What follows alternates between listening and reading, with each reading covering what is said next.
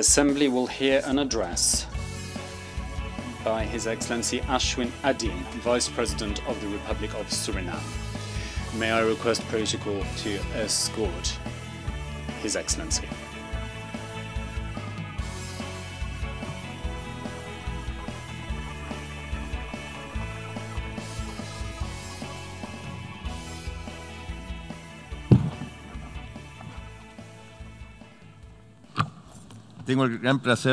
I have great pleasure in welcoming the Vice President of the Republic of Suriname, and I invite him to address the General Assembly.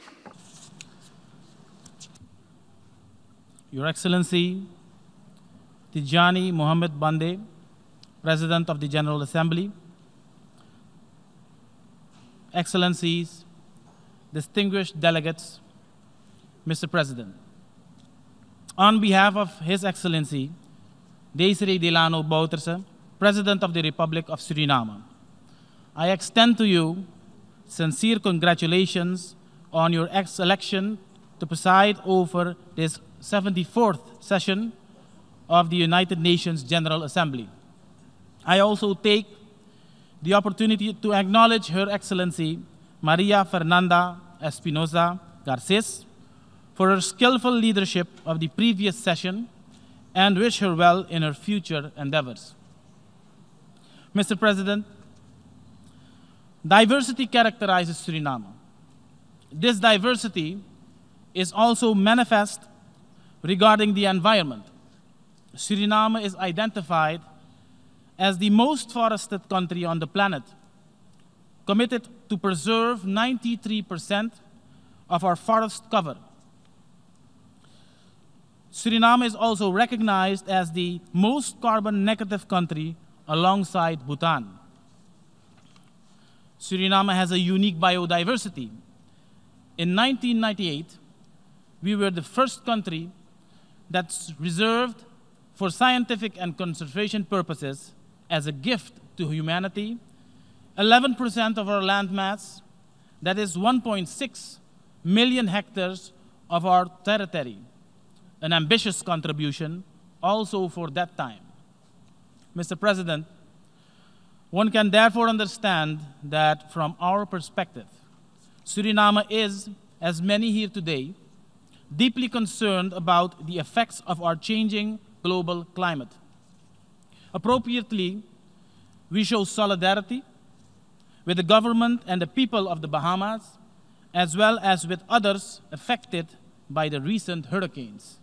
Once again, parts of a small Caribbean nation were wiped out. Is it a coincidence that within less than 3 years, several Caribbean countries have been struck by the strongest category hurricanes? Or is it a time-telling phenomenon that climate change has already become a fact of life with its devastating effects? Mr. President, I wholeheartedly agree with the Secretary General regarding climate change when he says that now is the time for action and not for empty speeches and promises.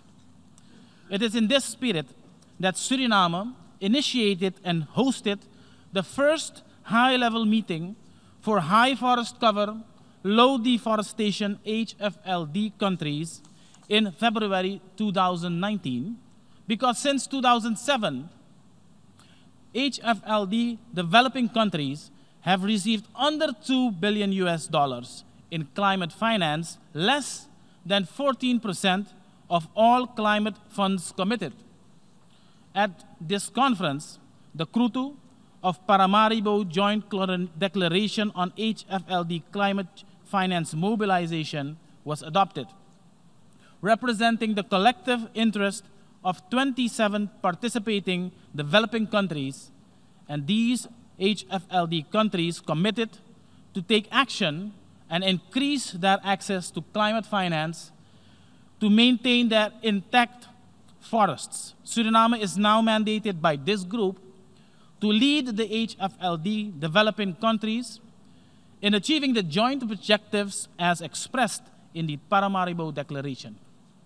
And so, we call for a strong ambition and more action towards global mitigation and adaptation efforts, especially access to finance.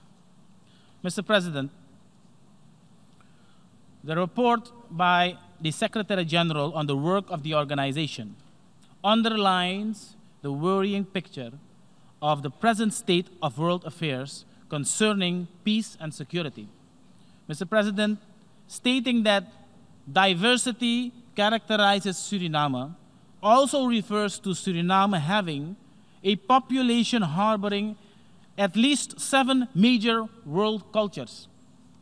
The message from our national anthem is strong and clear. Once ope tata komopo, we museti kondrebung. Meaning, wherever you may have come from, we must build a prosperous nation. This has inspired us as a diverse people to advance towards a prosperous nation and has prevented inter-ethnic clashes, as Suriname is renowned for its harmony and tolerance, respect for all religions and cultures, and for peaceful coexistence among its citizens.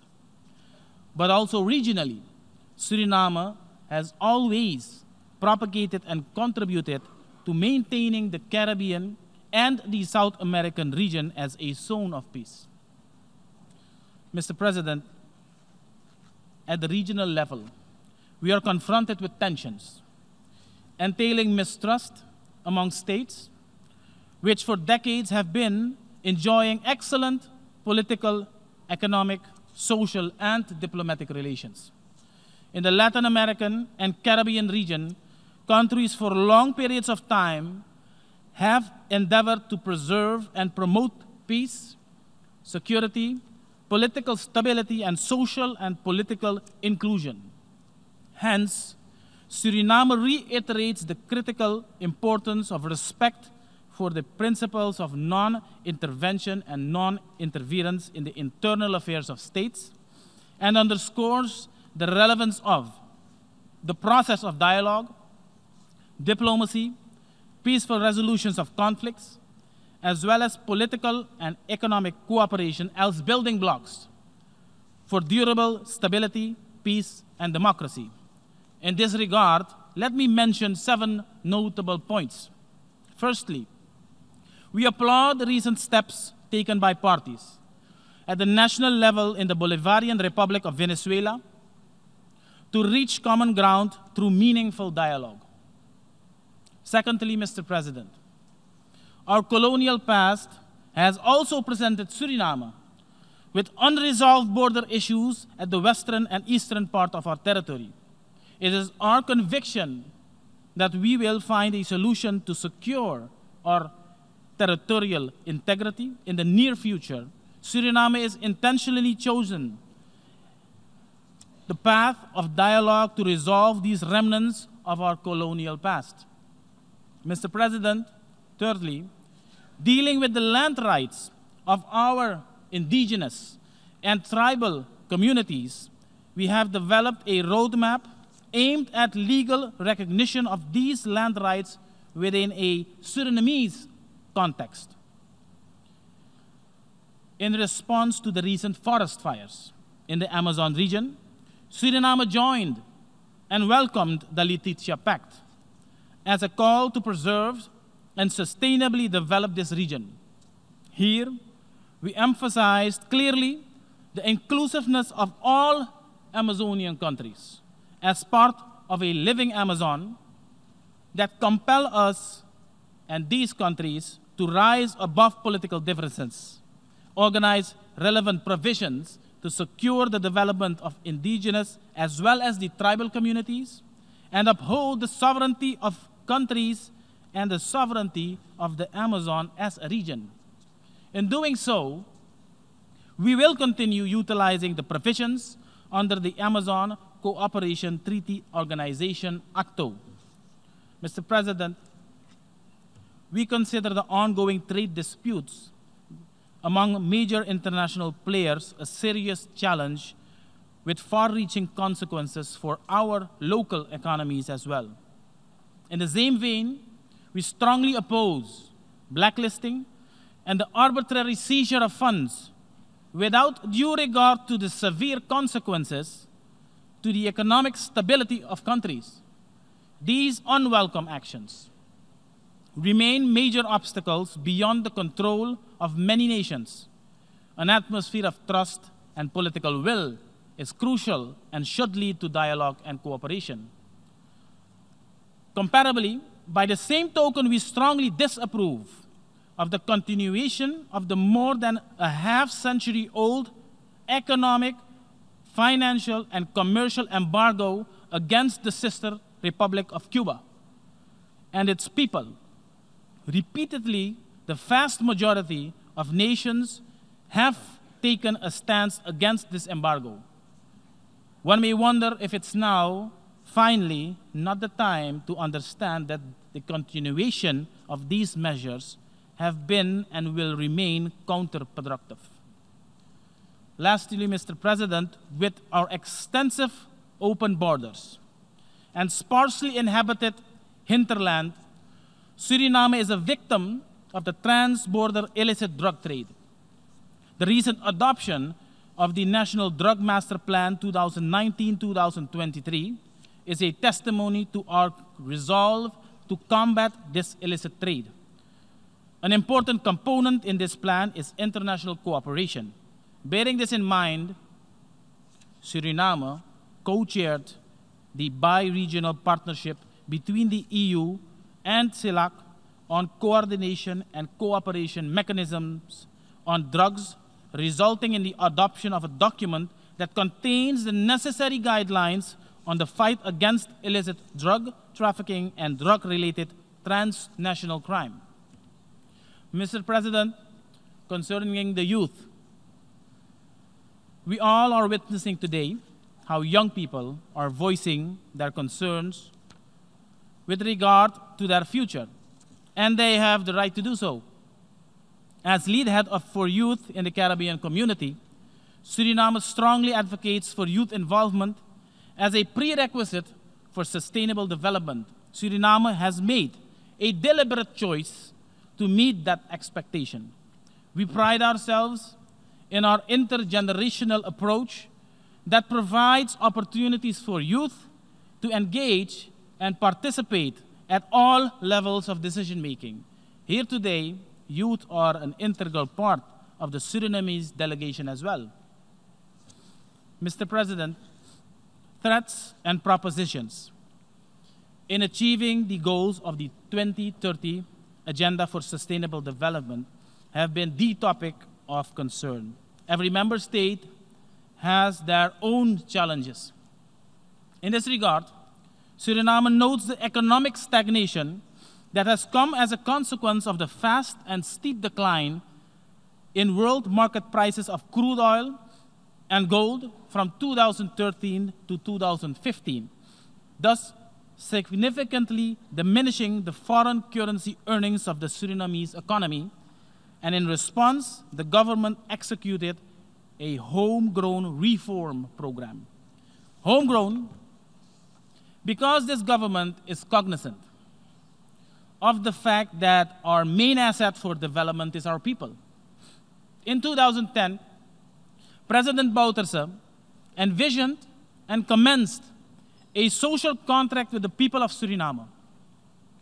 Universal health care, general pension, minimum hourly wage, access to affordable housing, and education are the main components of this social contract. That is, government, and that this government, amidst the economic crisis, continued to uphold. Today, in record time, the economy is recovering steadily with positive growth already in 2 consecutive years, 2017 and 2018, while inflation has come down from double digits to a single and still falling. Since mid-last year, inflation has dipped below 5% annually. Exports and imports are both much stronger than during the crisis years. Secondly, I must mention, Mr. President, an obstacle still unresolved and if not addressed will make the achievement of the SDGs practically unattainable. and that is our classification as a middle-income country. Like many other developing countries, including the Caribbean, this classification is based on GDP per capita only and does not reflect our vulnerabilities. We strongly reject this unrealistic classification, which disregards the full set of challenges that we face and which could be addressed with urgency, should be addressed with urgency. Access to concessional financing for our development is critical to allow for accelerated implementation of the 2030 Agenda. Thirdly, is our newest endeavor and priority in realizing the SDGs, namely the strengthening of our National Planning Institute. This institute has been extending its reach to all bodies of government and applying result-based management to our annual plan and annual budget, and will be instrumental in realizing a long-term strategy for development.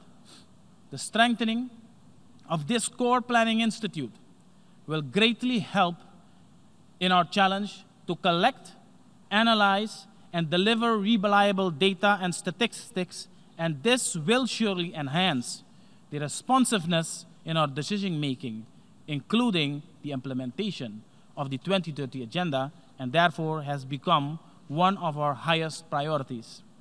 In closing, Mr. President, living in a world characterized by the urgent need to cooperate in order to solve the many serious issues, Suriname is convinced that the United Nations remains the most important organization to address all matters confronting the international community, aimed at finding solutions and taking into consideration the interests of all member states. It is essential, therefore, that the United Nations become a more effective multilateral institution with adequate resources and fit for purpose to confront the challenges ahead. Suriname recognizes the eminent role that the United Nations can fulfill in ensuring lasting development and peace. It is up to us as member states to make this work. Mr. President, we can make this work. I thank you.